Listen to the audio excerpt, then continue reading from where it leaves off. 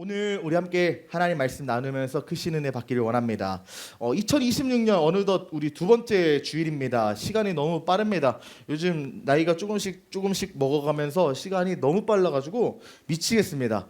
네, 한 것도 없는데 한 해가 끝나가고 한 것도 없는데 한 해가 시작돼서 요즘 참 정신이 없는데요. 특별히 2026년을 살아가는 우리들의 삶을 한번 돌아보길 원합니다. 여러분의 삶 각자 하나하나의 삶을 돌아보면 어떠십니까? 때로는 굉장히 현실적이고 물질적이다라고 느끼지 않을까 싶어요. 우리가 살아가는 이 현 시대가 물질 만능주의라고 하잖아요. 보이는 것에 집착하는 시대를 우리가 살고 있기 때문에 어쩔 수 없이 보이는 것에 대해서 우리가 염려하거나 보이는 것에 대해서 생각할 수밖에 없는 시대를 살고 있다는 것이죠. 취업이 될 수도 있고 스펙이나 학업이나 연봉이나 이직이나 커리어나 관계나 아니면 나의 업무의 생산성과 같은 단어가 우리의 일상 중심에 박혀 있습니다. 그런데 놀랍게도 몇 년 동안 발표된 조사들을 한번 제가 찾아보니까 이 물질 만능주의에서 종교를 계속 터부시하는 경향이 엄청 높아지고 있거든요. 보이는 것만 중시하니까. 그런데 종교는 줄어드는데 삶에 대한 관심은 계속 높아지고 이 이생 그리고 영적인 세계에 대한 관심 이게 상당히 비율이 참 웃기더라고요. 왜냐하면 여러분 그 영적인 거에 관심이 줄어들면 종교가 줄어들죠. 근데 영적인 거에 관심이 높아지면 종교도 올라가야 되는 거 아니에요? 근데 지금 통계가 어떠냐면요. 한국갤럽과 목회데이터 연구소가 2023년에 설문을 조사했는데 한국인 중에 63.4%가 무종교인데 그 무종교인 중에서 30%가 명상이나 마인드풀리스, 요가, 기도 같은 영적인 행동을 하고 있다고 해요. 네. 참 웃기지 않습니까? 그리고 제가 누누이 말했지만 매년 한 해를 거듭할수록 영성산업의 산업 전체적인 매출이 매년 신기록을 경신하고 있어요. 그런데 매년 종교 지수는 하락하고 있습니다. 이게 무슨 일인가요? 영적인 갈망이 반작용처럼 더 선명하게 지금 이 시대에 드러나고 있는데 종교는 멀리하고 있다는 겁니다. 철학자 찰스 테일러가 현대 시대에 대해서 뭐라고 불렀냐면 탈종교의 시대다. 동시에 영성이 폭발하는 시대다 말을 합니다. 종교는 내려가는데 영적인 것에 대한 영적 세계에 대한 영성에 대한 갈망은 올라가고 있습니다. 참으로 기이한 현상인데 사실은 이상한 일은 아닌 것 같아요. 왜냐하면 인간은 영적인 존재이기 때문이죠. 영적인 존재이기 때문에 영적인 세계에 대해서 관심을 안 가질 수가 없다는 거예요. 이 세상이 물질 중심으로 돌아갈수록 반작용으로 영적인 것에 대해서 더 매료를 느끼고 영적인 것에 대해서 더 궁금증을 느끼는 것이 우리 인간이라는 것이죠. 여기서 주목해야 될 중요한 사실 중 하나는 영적인 활동 중심에는 언제나 기도가 있다는 겁니다. 이 세계 가치 조사에 따르면 전 세계 인구의 절반이 기도하는 경험을 갖고 있다고 합니다. 그런데 비종교인조차도 종교가 없는 사람조차도 그 무종교 20%는 위기 앞에서 존재하지도 모르는 절대자에게 기도를 한다고 해요. 그 기도의 이름이 명상일 수도 있고 마음 챙김일 수도 있겠지만 본질적으로 영적인 대화 행위를 신을 믿지 않는다고 주장하는 그들 스스로도 한다는 것이죠. 그런데 정말 아이러니하게도 기독교인들은 정작 기도의 유익을 잘 누리고 있지 못한 것 같습니다. 미국 복음주의 연구기관인 크루스웨이가 2021년에 발표한 자료를 보니까 기도 생활에 만족한다 답변한 크리스천이 몇 프로나 될 것 같으세요? 100% 중에서 몇 프로가 될 것 같습니까? 심각해요. 2%래요. 100명 중에 2명이 기도 생활에 만족한다고 설문조사의 그 결과가 나왔습니다. 그래서 그 2%들 왜 기도를 2%만 행복해하고 98%는 기도를 못할까? 기도가 어려운 이유로 산만함, 바쁨, 피곤함, 지루함, 말할 내용의 부족 등을 손꼽았대요. 결국에 지금 세상은 더 영적인 것을 찾아가고 비종교인조차도 기도의 형태를 갈망하며 유사 기도를 하고 있는데 정작 참 하나님을 믿는 우리가 기도의 특권을 잃어버리고 있는 시대 속에 살고 있다는 것을 우리가 경각심을 느껴봐야 할 것 같습니다. 여러분, 왜 기도가 어렵나요? 왜 기도해도 응답이 없나요? 어떻게 기도해야 하나님의 능력이 우리의 삶에 임합니까? 오늘 그 질문 앞에 우리가 서길 원합니다. 오늘 하나님께서 예배를 통해 저희 모두에게, 저와 여러분 모두에게 기도의 능력을 쏟아 부으시기를 간절히 소망합니다. 오늘 우리가 읽은 본문은 약 2700년 전에 써졌습니다. 고대 이스라엘이라는 나라가 큰 어려움을 겪고 있었는데요. 바벨론이라는 제국이 이 이스라엘을 침략해서 수많은 이스라엘 백성들을 바벨론으로 포로로 데려가고 나라를 그냥 다 박살을 내버린 상태에서 나라가 박살난 이스라엘 백성들에게 선포하는 말씀이 바로 오늘 우리가 읽은 이사야 55장의 배경입니다.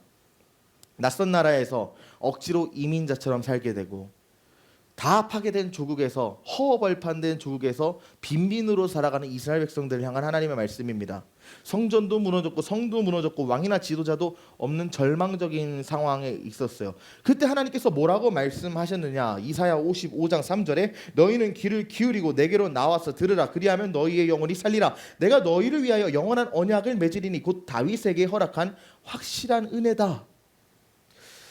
지금 나라가 망하고 민족이 뿔뿔이 흩어지게 된 이스라엘 백성들을 향해서 하나님이 뭐라고 말하세요? 나의 말을 들으라. 그리하면 너희가 살리라. 여러분, 이 말은 추상적인 종교적 위로나 격려가 아니에요.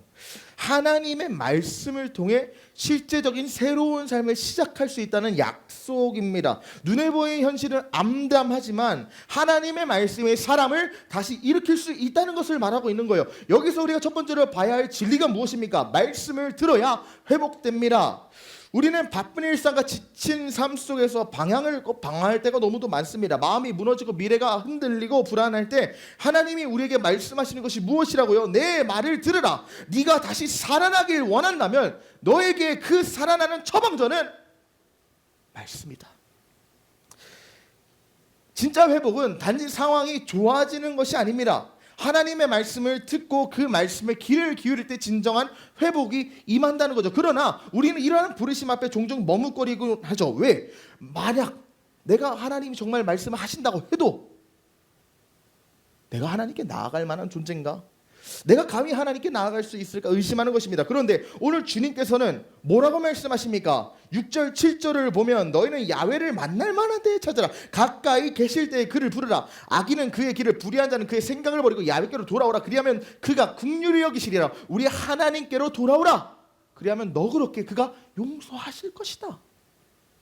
주님은 우리가 말씀을 들을 만한 상태가 되었을 때 말씀하시는 분이 아니라 말씀을 듣지 못할 만한 무너진 상태에서도 우리에게 찾아오셔서 말씀하신다는 거예요. 우리를 정죄하거나 우리를 외면하시는 분이 아니라 용서와 회복을 허락하시면서 말씀하기 원하시는 하나님, 우리 좋으신 하나님이라는 것입니다. 오늘 저와 여러분에게도 하나님이 동일한 방식으로 초청하십니다. 어떻게 초청하시냐요? 어떻게요? 말씀을 통해서 초청하고 계세요. 하나님은 말씀을 통해 우리를 부르십니다. 그렇기 때문에 오늘 이 예배에 나와서 여러분이 설교를 통해 말씀을 듣는 것, 단순히 사람의 말을 듣는 것, 강연을 듣는 수준, 그것이 아니에요. 단지 깨달음을 얻고 좋은 인사이트를 얻고 위로를 받기 위해 좋은 말을 들으려고 모인 게 아니라 우리는 이 예배 가운데 하나님의 부르심을 듣기 위하여, 하나님의 말씀을 듣기 위하여 이곳에 온 것입니다. 하나님의 말씀을 들을 때 죽은 심령이 깨어나고 낙심한 영혼이 다시 일어나게 됩니다. 어떤 것과 비슷한가요? 예수님이 죽은 나사로를 향해 외치셨을 때 나사로야 일어나라, 그 말씀 하나 듣고 죽은 나사로가 일어났었죠. 엠마오로 가던 제자들이 예수님 잊어버리고 모든 것을 다 포기하고 낙담한 상태에 있었을 때조차 주님이 그들에게 말씀하셨을 때 다시금 가슴 가운데 뜨거운 불이 붙여지며 낙심한 마음이 소망의 마음으로 바뀌는 것 여러분 보지 않았습니까? 하나님은 오늘 우리 예배 가운데 선포되는 말씀을 통하여서, 우리가 개개인이 함께 집에서 읽는 이 성경 묵상을 통하여서, 조용한 묵상의 시간을 통해서 우리에게 말씀으로 임하신다는 거예요. 그리고 그 말씀을 들을 때 우리에게 회복이 임한다는 것입니다. 그런 면에서 제가 여러분들에게 도전하는 것은요, 예배 시간에 말씀이 선포될 때 이 설교 말씀에 아멘으로 화답하는 훈련을 여러분 한번 해보십시오. 단순히 제가 설교할 때 호응을 받기 위해서 하는 말이 아니에요. 아멘은 단순히 저 말 동의하겠다 그 정도 수준이 아니라요. 강단에서 하나님의 말씀이 선포돼서 나에게 흘러 들어오잖아요. 그것이 진리라고 내 입술로 선포하는 것이고, 그것을 선포하는 순간에 그 말씀은 듣는 말씀에서 나에게 역사되는 말씀으로 바뀌게 됩니다. 마치 어떤 것과 비슷한가? 강가에서 수많은 물고기가 있습니다. 수많은 물고기가 헤엄을 치고 있는데, 여러분, 낚싯대가 없으면 그냥 헤엄치는 물고기로 끝날 뿐이에요. 그런데 낚싯대가 있잖아요. 강가에서 낚싯대를 던져서 그 찌를 던지는 순간에 족족 물고기를 건져 올리듯이 하나님의 말씀이 지금 흘러가고 있는데, 그때 내가 아멘으로 화답하는 것은 그 말씀을 나의 말씀으로 끌어올리는 겁니다. 그렇기 때문에 여러분, 하나님의 말씀이 강단에서 선포될 때 아멘으로 화답하십시오. 그때 그 말씀대로 여러분의 삶에 기적이 임할 것입니다. 믿으십니까? 아멘. 아멘. 그러므로 우리가 먼저 해야 되는 일은 무엇인가? 말씀 앞에 먼저 멈춰 서는 것, 그리고 그 부르심 앞에 겸손히 응답하는 것, 아멘으로 그 말씀을 취하는 것이 필요합니다. 우리의 인생의 회복은 말씀이 들리는 것에서 시작하기 때문에, 그래서 시편 107편에서 우리에게 뭐라고 말씀하시느냐? 그가 그의 말씀을 보내어 그들을 고치시고 위험한 지경에서 건진다 하셨어요. 우리 하나님께서는 우리를 고치시고 치료하는 방식이 무엇이냐? 기적도 있을 수 있고요, 여러 가지 기도의 응답도 될 수 있겠지만, 가장 먼저는 그분의 말씀을 통해서 회복시킨다는 거예요. 영어로도 뭐라고 표현되어 있습니까? Sent His Word라고 되어 있어요. 하나님의 말씀을 보내신다는 거예요. 여러분에게 질문합니다. 지금 내 삶에서 하나님의 음성, 하나님의 말씀을 들을 수 있는 시간과 공간을 얼마나 확보하고 계신가요? 하나님은 여러분을 말씀을 통해 회복하시고 여러분의 삶을 말씀을 통해 비전하길 원하시는데, 정작 여러분은 그 말씀을 들을 시공간 얼마나 확보하고 있습니까? 바쁜 일상 속에서 하나님의 말씀을 들을 만한 침묵과 집중의 시간을 마련하고 있는가 한번 스스로 점검해 보시기 바랍니다. 하나님이 아무리 기도해도 응답해 주지 않아 답답하시다고요? 아니요, 그렇지 않습니다. 우리 주님이 이미 여러분에게 말씀하고 계세요. 단지 우리가 그것을 덮어놓고 보지 않을 뿐이죠. 여러분이 하나님의 말씀을 접할 수 있는 시간과 공간을 최대한 많이 확보하십시오. 그만큼 말씀하실 것입니다. 그 말씀 앞에 우리가 거할 때 어떤 일이 일어나는가? 첫 번째는 회복이고요. 두 번째는 우리 55장 8절 9절입니다. 이는 내 생각이 너희의 생각과 다르면 내 길은 너희의 길과 다릅니다. 야훼 말씀이니라. 이는 하늘이 땅보다 높음같이 내 길은 너희의 길보다 높으며 내 생각은 너희의 생각보다 높다. 이게 무슨 말이냐? 첫 번째는 말씀은 우리에게 회복을 주시잖아요. 그런데 회복이 임할 때 일어나는 대표적인 역사가 하나 있어요. 여러분, 회복이 일어나기 전에 어떤 상황입니까? 절망이고 무너진 상황이에요. 왜 무너져요? 죄 때문에 무너지죠. 사람은 죄 때문에 무너집니다. 죄 때문에 무너진 사람은 이 죄로 인해서 어떻게 삶을 살아갑니까? 내가 주인 돼서 내 뜻대로 살아간다고요. 내 뜻대로 살아가려고 했는데 그거 내 맘대로 안 되고, 또 내 맘대로 돼도 그것이 인생의 재앙으로 다가오니까 인생이 피폐해져가지고 삶이 무너지고 회복이 필요한 것 아닙니까? 그것을 하나님께서 회복시켜 준다는 건데, 하나님이 회복시켜주면 그 삶의 내 모습들 어떻게 바뀌겠어요? 내 뜻대로 살아가고 내가 주인 되어서 살아갔던 과거의 인생의 모습이 회복 이후에는 어떻게 바뀌겠습니까? 내가 주인 되었던 것이 하나님이 주인 되시겠죠. 내가 결정했던 것을 하나님이 결정하시도록 내 주권을 포기하지 않겠습니까? 그 말씀이 바로 이 말씀이라는 거예요. 우리는 문제를 만나 기도하거나 문제를 해결할 때 내 뜻대로 하려고 안간힘을 씁니다. 내 뜻대로 내 마음대로 이 문제 해결하려고 노력을 하고요. 기도를 해도요, 하나님께 답을 정해놓고 기도해요. 하나님, 이렇게 응답하셔야 합니다. 그런데 여러분, 기도하면 일어나는 놀라운 현상이 하나 있어요. 내 마음대로 기도했다가 하나님 마음대로 기도가 마친다는 거예요. 내 생각, 내 죄악되고 내 무너진 마음으로는 감히 품을 수 없는 하늘의 계획과 하늘의 은혜와 하늘의 사랑이 주의 말씀이 계속적으로 들려오니까 바뀌기 시작한다는 겁니다. 내 생각이 너희의 생각 다르며 내 길은 너희의 길과 다르다. 하늘과 땅의 차이처럼 하나님의 생각에 우리가 도달할 수 없는데, 주의 말씀을 계속적으로 들으면 내 생각이 교정되기 시작한다는 것이죠. 처음에는 이 일이 꼭 이렇게 되게 해주세요 간절히 구하고 그대로 우리가 살아가는데, 기도하는 중에 말씀을 듣고 하나님 임재 안에 머물다 보면 기도 제목이 바뀌기 시작하고, 처음에는 하나님을 내 뜻에 맞추려고 했는데 이제는 내가 하나님의 뜻에 맞추게 되는 상황이 벌어진다는 거죠. 여러분, 이것이 말씀의 능력입니다. 하나님의 생각은 우리의 생각보다 훨씬 높고 그분의 길은 우리가 생각하는 길보다 더 완전합니다. 그러나 그것을 무시하기 때문에 우리가 알지 못하는데, 야훼의 말씀이 그 뜻을 밝히 보여주시고 그 뜻대로 살아갈 수 있는 능력을 허락하신다는 것이죠. 그러나 이런 말을 들었을 때 몇몇 분들은 불만이 생길 수도 있어요. 왜 하나님은 자기 뜻대로만 하시고 내 뜻을 존중하시지 않는가? 아니요, 여러분, 절대로 그렇지 않습니다. 하나님은 단지 우리의 뜻을 무시하는 분이 아니에요. 우리의 뜻보다 더 선하고 완전한 길로 인도하시는 분입니다. 그분은 전능하시고 무엇이든지 할 수 있고 무엇이든지 자기 뜻대로 하실 수 있지만 독재자는 아니에요. 거룩한 분이지만 무정한 분은 아니에요. 우리를 가장 잘 아시는 아버지시기 때문에 우리가 원하는 것보다 더 좋은 것을 주시기 위해 자신의 뜻을 이뤄가고 계신 것뿐이죠. 예를 들어서 아이가 손에 날카로운 칼을 들고 있는데 부모가 놀고 있는 그 칼을 뺏었습니다. 아이 입장에서는 왜 뺏었는지 이해가 되지 않죠. 울고 화를 내지만 부모는 그 아이에게 더 이상 칼을 주지 않습니다. 그러나 그것은 부모가 자녀를 사랑하지 않기 때문에 칼을 뺏은 게 아니라 오히려 사랑하기 때문에 다치지 않도록 안전한 상황을 만들어주기 위해 뺏은 거잖아요. 하나님의 뜻이 우리의 생각과 다르다는 것, 우리의 뜻과 하나님의 뜻이 다르다는 것은 무관심이 아니라 오히려 우리를 너무 사랑하신 나머지 우리의 삶에 사랑으로 간섭하시는 까닭이라는 것을 우리가 알아야 한다는 것이죠. 은혜의 간섭입니다. 그 은혜의 간섭이 어떻게 임한다? 말씀을 통해 임한다.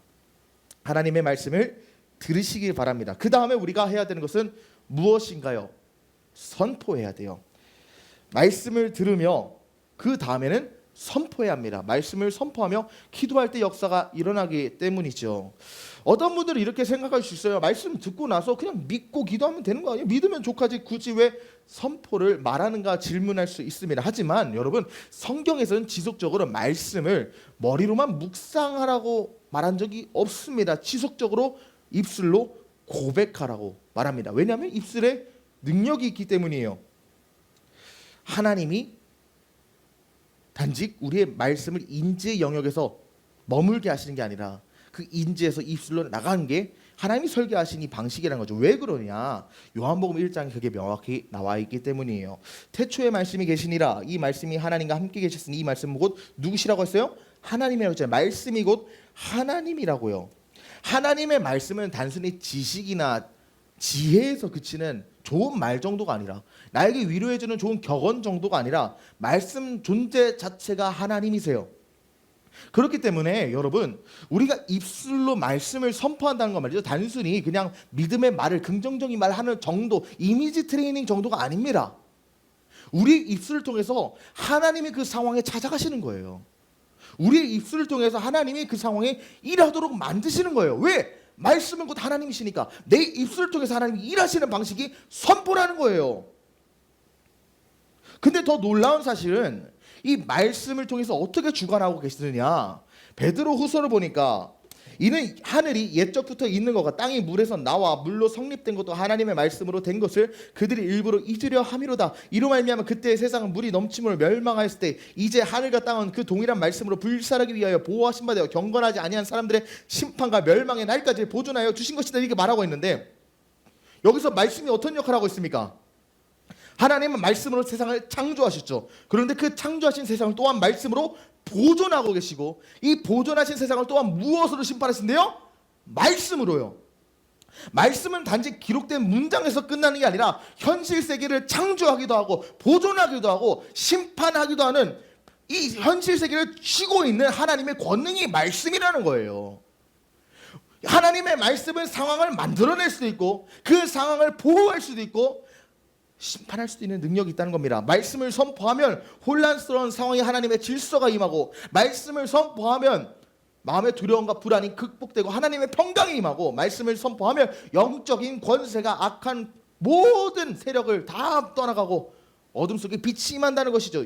입술의 선포는 믿음의 행위요 영적 전쟁에서 가장 큰 무기고 하나님의 주권이 이 땅에서 실현되는 도구라는 것입니다. 이런 면에서 말씀을 선포하는 것은 단순히 좋은 말 하기가 아닙니다. 그것은 하나님의 뜻을 이 땅에 이루는 가장 강력한 영적인 행위라는 거예요. 이때 일어나는 기적 같은 일이 무엇인가? 그를 향하여 우리가 가진 바 담대함이 이것이니 그의 뜻대로 무엇을 구하면 들으신다. 말씀으로 기도하는 겁니다. 말씀으로 기도하고 말씀으로 선포하면요, 말씀에서 근거해서 기도하기 때문에 그것은 인간의 소원인 뿐만 아니라 누구의 소원이에요? 하나님의 소원이에요. 하나님의 뜻대로 구하면 하나님 반드시 응답하신다고 약속을 하셨는데 하나님의 말씀에 근거하면 이게 하나님의 뜻이 아닐 수가 없잖아요. 말씀에서 근거하면 반드시 응답된다는 겁니다. 하나님의 뜻을 구한 것이기 때문에 하나님의 말씀이 보증되어서 그 기도가 반드시 응답된다는 것이죠. 그래서 오늘 본문에서도 이해가 안 돼서 뭐라고 말씀하세요? 우리 10절과 11절인데 네, 이 10절과 11절에 이는 비와 눈이 하늘로부터 내려서 그리로 되돌아가지 아니하고 땅을 적셔서 소출이 나게 하며 싹이 나게 하며 파종하는 자에게는 종자를 주며 먹는 자에게 양식을 준 것 같이 내 입에서 나가는 말도 이와 같이 헛되이 내게로 되돌아오지 아니하고 나의 기뻐하는 뜻을 이루며 내가 보낸 일에 형통하다. 비와 눈이 내렸는데 다시 하늘로 올라갑니까? 올라가지 않아요. 비와 눈이 내리면 땅에 양분이 되고 그 양분이 곡식이 돼서 반드시 농부에 먹을 게 되잖아요. 하나님의 말씀도 똑같다는 거예요. 하나님의 말씀이 이 땅에 선포된 이상 다시 하나님께로 돌아가지 않습니다. 반드시 이 땅에서 열매를 맺는다고 오늘 이사야 선지자를 통해서 하나님이 약속하고 계신 거예요. 하나님의 말씀을 믿고 선포한 이상 그 기도는 반드시 영적인 결실을 맺게 되어 있다는 겁니다. 말씀은 뜻을 이루기까지 절대로 그 일하심을 멈추지 아니하신다는 겁니다. 반드시 결과를 낸다는 거예요. 마치 어떤 것과 같습니까? 하나님께서 모세를 부르실 때 지팡이를 하나 주셨죠. 그 지팡이를 주시면서 지팡이를 내밀 때마다 기적을 허락하셨어요. 바로 앞에서 지팡이를 내밀 때 그 지팡이가 뱀으로 바뀌기도 하고 막힌 홍해에서 지팡이를 내미니까 바다가 갈라지기도 하고 막힌 반석에다가 지팡이를 내리 꽂으니까 물이 솟구쳐 올랐듯이 오늘 하나님이 저와 여러분에게 하나님의 말씀이라는 능력의 지팡이를 주셨어요. 권능의 지팡이를 주셨어요. 아무리 상황이 막막하고 답답할지라도 우리에게 주어진 이 권능의 지팡이인 하나님 말씀을 선포하기만 하면 기적이 일어난다는 겁니다. 하나님이 일하신다는 거예요. 하나님께 모든 것을 맡겨드리며 말씀을 입술로 선포하기만 하면 내가 일하는 것이 아니라 그 말씀 가운데 임하시는 하나님이 일하시고 기적을 행하신다. 우리의 환경과 상황이 말씀 앞에 굴복하고 반드시 기도가 응답된다는 것이죠. 그런 면에서 여러분, 선포는 단순한 말하기가 아닙니다. 선포는 이미 이루어진 승리를 내 삶에 적용시키는 일이에요. 전쟁을 예로 한번 들겠습니다.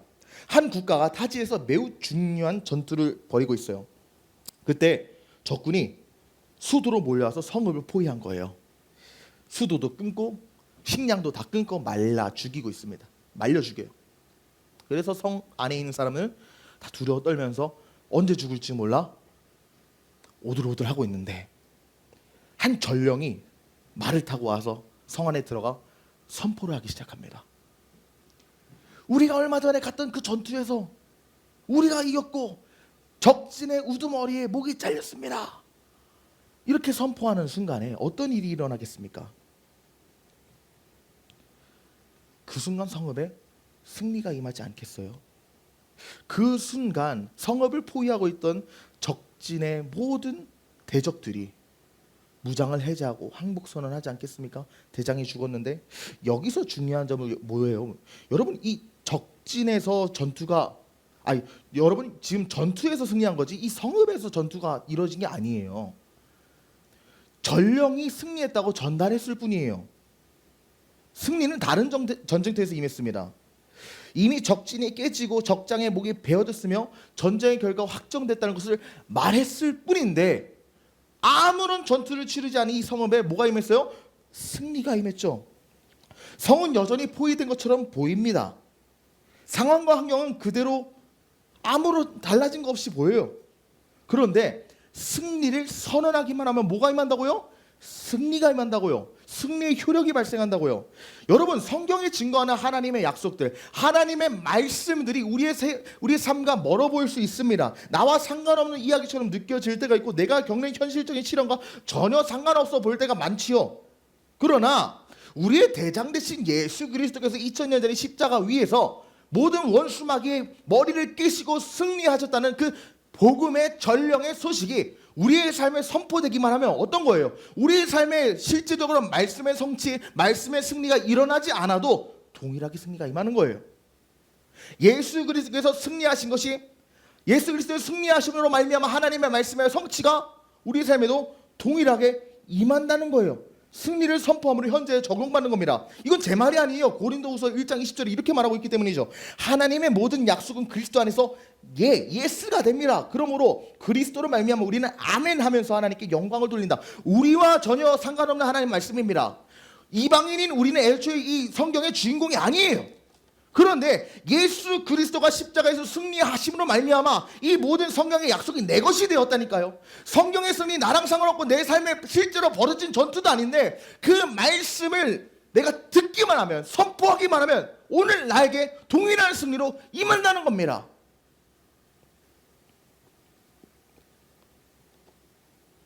그러므로 예수님께서 십자가에서 우리를 속량하사 하나님으로부터 오는 모든 복을 우리에게 주셨기 때문에 그 믿음 안에서 담대하게 하나님 말씀을 선포하십시오.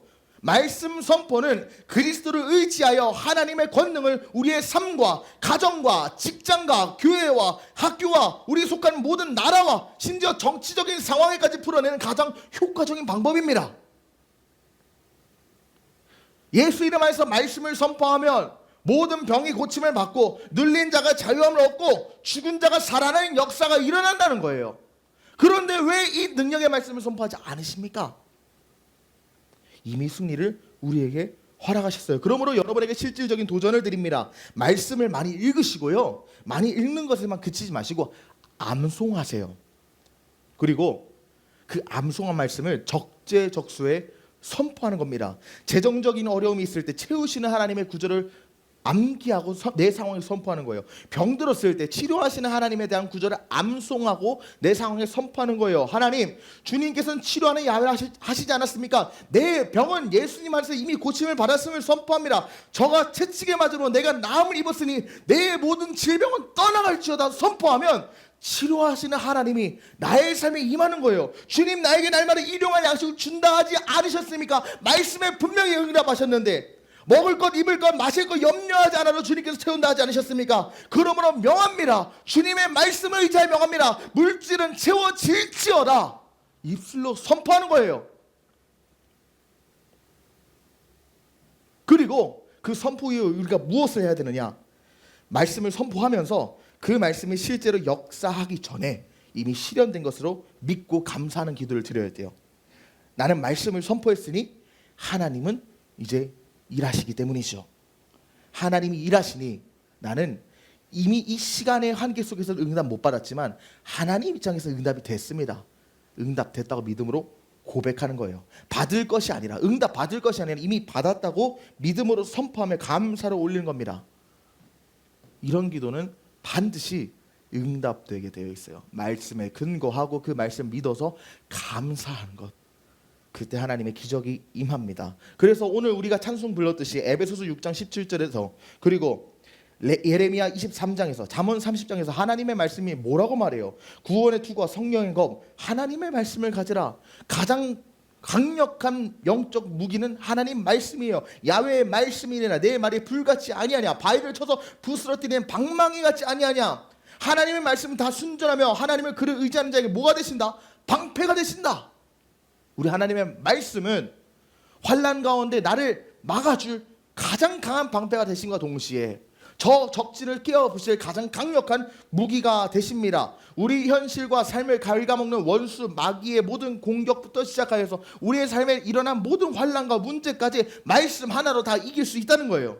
예수님께서도 40일 금식하면서 마귀를 내쫓으실 때 그냥 화내면서 쫓으셨습니까? 아니요. 주님도 3번 쫓으실 때 다 하나님의 말씀을 인용하면서 마귀를 쫓으셨잖아요. 주님의 모범을 따르십시오. 우리의 삶에 있는 모든 문제들을 향해서 하나님의 말씀을 인용하여 선포하여 대적하면 떠나갈 수밖에 없는 겁니다.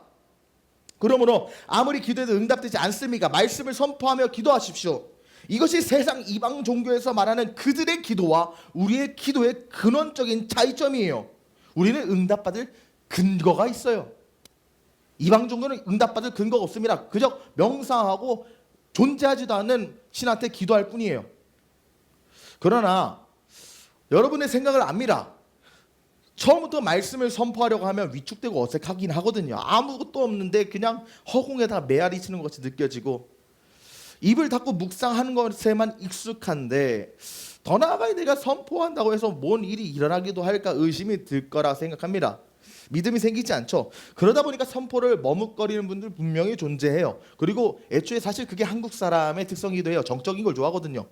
그런데 여러분, 제가 여러분에게 하나 도전 드린 것은 말씀을 선포할 때만이 믿음이 들어온다는 거예요. 사랑하는 여러분, 안 믿어진다 하여도 일단 한번 선포해 보세요. 사실 그것이 바로 믿음 아닐까요? 하나님은 우리에게 처음부터 완전한 믿음을 요구하지 않으세요.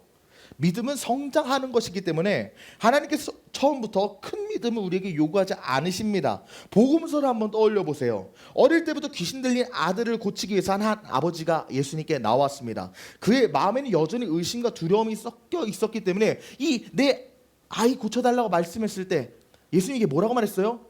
선생이요, 할 수만 있거든 내 아들 고쳐주십시오 했을 때 예수님께서 뭐라고 말씀하셨어요? 할 수 있거든이 무슨 말이냐? 믿는 자에게 능치 못함이 없다. 오늘날로 말하면 야, 넌 믿음이 없는 소리 하고 있냐? 믿는 사람에게는 못하는 것이 없어. 이렇게 예수님께서 말씀하셨는데 그때 아이의 아버지가 뭐라고 고백했어요? 우리 마음의 예배 때 경민 형제가 말했던 말이죠. 그 아이의 아버지가 소리질러 이르되 뭐라고요? 내가 믿나이다. 나의 믿음 없는 것을 불쌍히 여기사 도와주소서. 여러분, 이게 공존할 수 있는 말입니까? 믿는다는 말과 믿음이 없는 것을 도와주소서라는 말이 공존한다고요. 여기서 우리는 중요한 사실을 하나 볼 수 있습니다. 완벽한 확신만이 믿음이 아니라는 겁니다. 나의 부족한 믿음을 맡기는 것도 믿음이에요. 아버지는 믿음과 의심이 함께 있는 상태로 예수님께 나아갔습니다. 중요한 것은 감정이나 확신의 강도가 아니라 예수님께 나아갔느냐예요, 여러분. 말씀이 잘 안 믿어질 때가 있죠. 그것은 여러분 믿음이 없는 것이 아닙니다. 오히려 믿음을 더 깊이 배우는 과정이에요. 믿음은 감정이 아니라 결단이기 때문이죠. 말씀은 이해해서 믿는 것이 아니라 하나님의 말씀이기 때문에 붙드는 것입니다. 말씀 믿으려고 여러분 애쓰지 마십시오. 말씀 앞에 엎드리려고 애쓰십시오. 그러면 성령이 믿어지게 하세요. 애초에 믿음은 우리 스스로 만들 수가 없어요. 성령이 주시는 선물이기 때문에 하나님이 도우지 않으시면 우리는 믿을 수가 없어요. 말씀을 믿으려고 애쓰지 마시고 말씀대로 살아가려고 애쓰십시오. 그러면 그 체험을 통해서 믿음이 생깁니다. 믿음의 선진들, 우리의 믿음의 조상들, 우리의 모든 믿음의 선배들 그 삶의 여정을 돌아보면 처음부터 믿음 있는 사람 없었어요.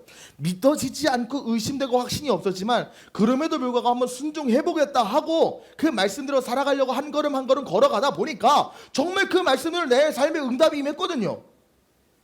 의심 있는 상태로 말씀에 순종해봤는데 정말 그 말씀대로 하나님의 역사가 임했거든요. 그때 믿음이 생기는 거예요, 여러분. 하나님께서 너희는 나를 알라, 하나님을 알라, 힘써 야훼를 알라 했을 때 그 알라가 무슨 말입니까? 단순히 지식적으로 알라는 말이 아니에요. 전 인격적으로 체험하면서 알라는 거예요. 지식적으로 하나님을 알되 지식적에서 아는 것으로 끝나지 말고 그 지식이 나의 삶의 응답이 되는 것을 체험하라는 겁니다. 그러면 믿음은 생길 수밖에 없어요. 하나님을 알아가는 과정은 지성과 나의 경험이 동반되어야 하기 때문이죠. 그래서 고린도전서 2장에서 우리에게 뭐라고 말하고 있습니까? 우리가 세상의 영을 받지 아니하고 오직 하나님께로부터 온 영을 받았으니 이는 우리로 하여금 하나님께서 우리에게 은혜로 주신 것들을 알게 하려 합니다. 세상의 영을 받지 않고 하나님으로부터 온 성령이 우리에게 임하셨기 때문에 그 임하신 성령이 우리로 하여금 하나님이 은혜로 주신 여러 가지 역사들을 알게 하신다는 겁니다. 내가 아는 게 아니에요. 느낌 따라가지 말고 말씀을 붙드십시오. 깨달아질 때까지 기다리는 것이 아니라 안 깨달아 저도 순종하는 겁니다. 믿음이 생길 때까지가 아니라 믿겠다고 결정하는 겁니다. 길이 보이지 않을 때 그냥 걷는 것이 믿음이에요, 여러분. 아브라함이 자신의 갈 길 다 계산하고 약속의 땅 떠났습니까? 베드로가 물고기 잡힐 것을 의심 하나 없이 금을 내렸습니까? 그렇지 않아요. 성경 원문을 보면 약간 안 믿는 말투거든요. 그물을 내리라 했을 때 내가 예수님 말씀대로 내리겠습니다 한 게 한번 내려볼게요. 이 정도의 어투라고요. 의심이 있었다고요. 안 믿어진다 하여도 일단 순종의 첫걸음을 내딛는 것이 믿음의 시작이고 기적의 시작입니다. 그러므로 여러분, 믿음이 없을 때 일단 순종하여서 말씀을 선포해 보세요. 그리고 그 선포 가운데 일어나는 기적을 체험해 보세요. 그러면 여러분의 믿음은 자연스럽게 성장하게 돼 있어요. 제가 뭐 매일 신학교 가서 공부해서 믿음이 생깁니까? 저도 짧은 인생을 살았지만 하나님께서 내 인생 한 번도 실망시키지 않은 것을 경험적으로 아니까 믿음이 생기더라고요. 동일합니다. 우린 모두 다 동일해요. 말씀이 여러분의 삶의 현재가 되고 실제가 되고 날마다 그 말씀이 살아 숨쉬는 것을 체험할 때 믿음이 되게 힘합니다. 하나님의 말씀을 진리로 받아들이기로 결단하고 도전해 보십시오. 겨자씨만한 믿음도 산을 옮깁니다. 믿음의 크기가 중요한 게 아니라 믿음이 얼마나 강하냐가 중요한 게 아니라 조금이라도 있냐가 중요해요. 조금이라도 있고 그것을 시행해야 됩니다. 중요한 것은 믿음의 크기가 아니라 믿음을 주신 대상이신 하나님이기 때문에 우리가 입술로 그 말씀을 선포할 때 성령께서 그 말씀의 체험을 통해 우리의 믿음과 신앙이 자라나게 하신다는 것이죠. 그러므로 사랑하는 여러분, 말씀을 들었을 때, 말씀을 묵상할 때 이해가 되지 않는다 하여도, 지금 감정이 따라오지 않는다 하여도 하나님의 말씀을 믿음으로 선포하는 훈련을 한번 해보십시오. 그리고 오늘 집에 가서 오늘부터 한번 시작을 해보세요. 성경을 한번 읽어보시면서 내가 이거는 한번 꼭 진짜 내 인생에 정말 내 새겨야겠다는 말씀을 형광펜을 칠해보세요. 그리고 암기하고 적재적소에 선포하십시오. 그 말씀이 나의 삶을 기적으로 바꾸는 것을 그제서야 체험하게 될 것입니다. 제가 늘 하는 비유가 뭐예요? 말씀은 총알이고 기도는 총이다. 여러분이 아무리 기도를 한다 해도 총알이 없으면 총을 싼다 하들 나갑니까? 안 나가요. 여러분이 기도 안 하고 말씀만 읽는다 한들 총알 그 자체로 어떻게 저 원수에게 공격이 됩니까? 기도와 말씀 함께 가야 됩니다. 기도로 말씀을 선포하는 거예요. 그런데 적재적소의 말씀이 선포하려면 어떻게 해야 돼요? 내가 병들었을 때 병든 말씀, 병든 나를 고치는 말씀, 내가 재정적으로 힘들 때 이 재정을 해결하는 말씀, 내가 관계가 깨졌을 때 이 관계 문제 해결하는 말씀 어떻게 알 수 있습니까? 항상 말씀을 그래서 읽어야 돼요. 내가 항상 말씀을 가까이 하면 평소에 생각지도 않았던 말씀이 적재적소에 튀어나오게 되는 것을 결단합니다. 평소의 말씀을 비축하십시오. 위기의 상황의 말씀이 총알로 나가 그 적진을 깨 부술 겁니다. 그러므로 사랑하는 여러분, 말씀을 가까이 하고 말씀 중심의 신앙생활 하시기 바랍니다. 우리 제자훈련 하시는 우리 청년들, 그리고 제자훈련 마친 청년들도 큐티 생활 철저하게 지키십시오. 성경 통독, 우리 저번 주부터 우리 전교인이 시작했는데 성경 통독 시작하십시오. 단순히 인스타그램에서 말씀 그냥 한번 캡처해서 보는 그 정도 수준이 아니라 정말 이 하나님의 말씀 통으로 나에게 뭐라고 말씀하신지를 한번 살펴보십시오. 그때 나의 삶에 승리가 임하고 이 선포를 통해 우리의 삶에 놀라운 기적이 임할 줄 믿습니다. 말씀 정리합니다. 오늘 우리는 이사야 55장의 말씀을 통해 하나님께서 우리에게 얼마나 확실한 방법으로 회복과 승리의 길을 제시하고 계신지 봤습니다. 첫째로는 말씀을 통해서 우리를 회복의 자리로 부르신다. 우리가 방황하고 지치고 낙심할 때 하나님 뭐라고 말씀하십니까? 내게로 와서 들으라. 말씀을 들으라고 우리에게 명하세요. 하나님의 말씀만이 죽은 영혼을 살리고 죽은 인생을 살리는 능력이 되고 무너진 마음을 일으키는 생명의 음성이 된다는 겁니다. 그 음성에 우리가 어떻게 화답해야 돼요? 아멘으로 화답하는 거예요. 설교 말씀을 들을 때도 아멘으로 취하고, 내가 이 말씀을 읽을 때도 아멘으로 취하고, 하나님의 진리의 말씀이 어느 곳에서 선포됐는지 내가 아멘으로 취하면 그 말씀이 나의 현재로 실제적으로 임합니다. 그리고 그 말씀을 단순히 묵상하고 동의하는 것에서 끝나지 말고 선포하십시오. 그때 능력으로 역사됩니다. 믿음으로 입을 열어 하나님의 말씀을 선포할 때 그 말씀은 내 삶의 현실과 상황에 역사하기 시작합니다. 비와 눈이 땅을 적셔서 열매를 맺게 하듯이 하나님의 말씀도 선포되는 그 순간부터 결실을 맺기 시작합니다. 지금 여러분에도 지금 여러분에게도 하나님의 말씀이라는 모세의 지팡이 같은 권능의 능력이 충만하게 임했어요. 그 지팡이 들고 아무것도 안 하는 건 바보예요. 홍해가 임했을 때 그 지팡이 있는데도 들지 않는 건 바보입니다. 반석이 있는데 그 지팡이로 내리꽂지 않아서 사막에서 말라 죽는 건 바보입니다.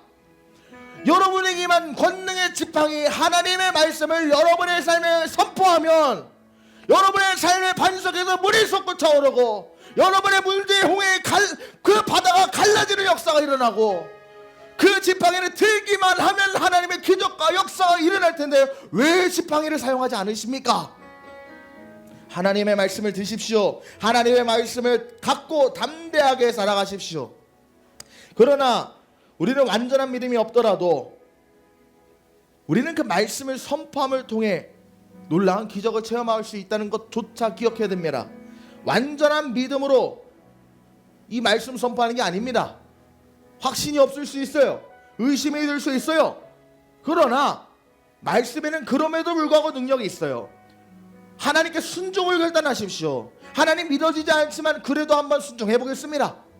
하나님 이해가 되지 않지만 그래도 하나님 말씀 한번 믿어보기로 결단합니다. 그때 하나님 절대로 여러분 실망 안 시킬 겁니다. 그때 하나님 정말로 말씀의 능력이 있다는 거 여러분의 삶에 체험시켜 줄 겁니다. 그러므로 우리 사랑하는 청년 여러분, 여러분의 삶이 어떠하든지 여러분 하나님의 말씀이 여러분에게 존재한다면 길은 이미 있습니다.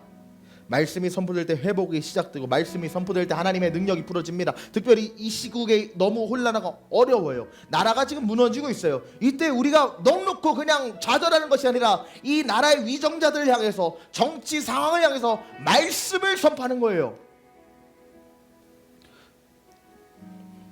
독일이 통일했을 때 독일이 그냥 통일한 게 아니거든요.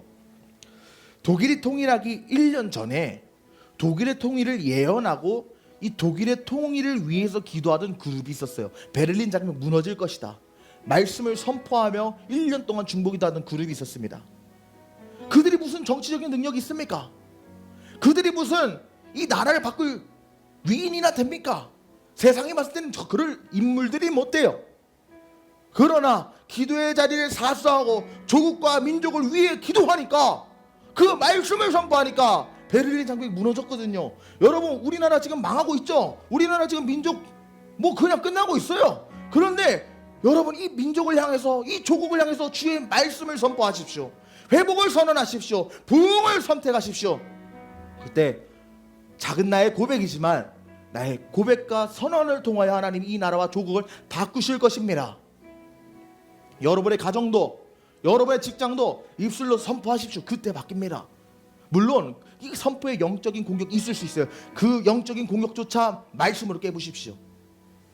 그때 하나님의 승리가 여러분의 삶에 임할 것입니다. 날마다 말씀으로 기도하여 영적 전쟁에 승리하고 주의 능력과 주의 놀라운 기사를 체험하고 평생도록 성장하는 믿음 가운데 있는 저 여러분 모두의 삶이 되기를 주의 이름으로 간절히 축복합니다.